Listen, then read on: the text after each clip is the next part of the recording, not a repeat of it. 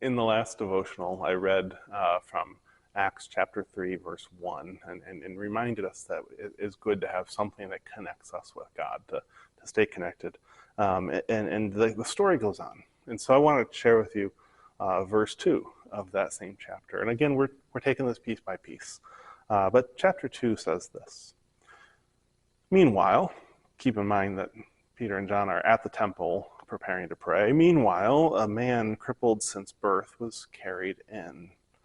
Every day, people would place him at the temple gate, known as the Beautiful Gate, so he could ask for money from those entering the temple.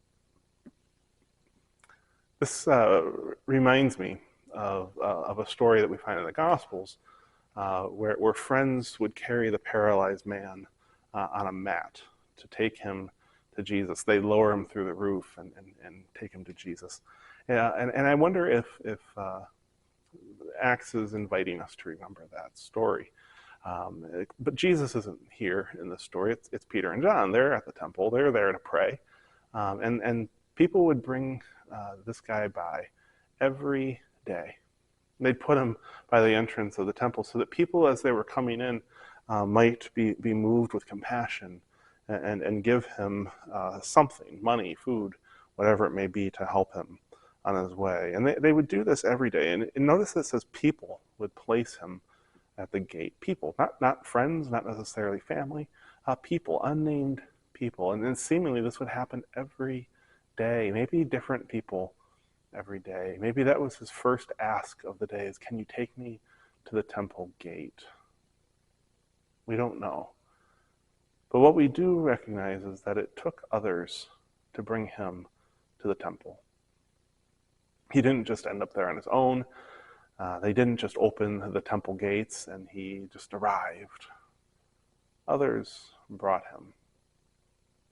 Now we might ask ourselves, why is it that others didn't help him? If the others who brought him could have helped him, why didn't they help him? Didn't they have money? Didn't they have food? Couldn't they have given him some assistance? Shouldn't we go to those we know first? But keep in mind that not everyone is able to help in the same way. Here we have people who brought him so that he might be able to receive additional help, additional support, additional care that maybe the first ones who brought him couldn't provide. We could read this and absolutely say that, yes, this is a story about reminding us that it takes us to, it's just as important for us to bring people to church as it is for us to be at church. But I think we can also look at this and see that we all have different gifts.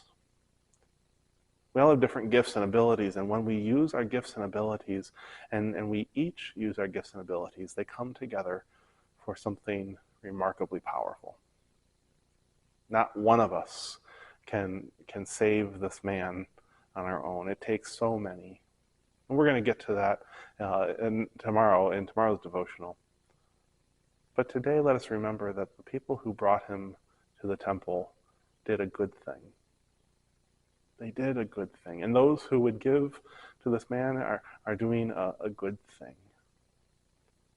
And, well, these disciples who will talk to him, they're going to do a good thing. But none of these things on their own wins the day. It's our collective work. It's our collective commitment to use the gifts and abilities that we have, that the world and those in it might be changed. Amen.